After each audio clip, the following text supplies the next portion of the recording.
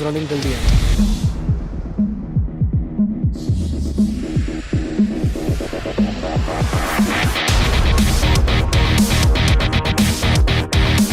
It was all about how you fight against the rain, and the whole stage is it's raining like anything. Because of the rain, it was very slippery and very risky at the same time.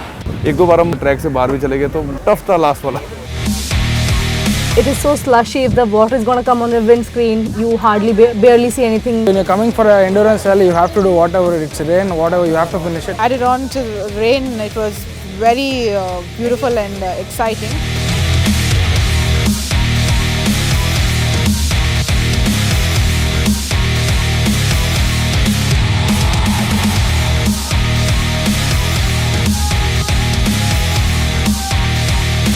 Never plan anything first of all. I drive just.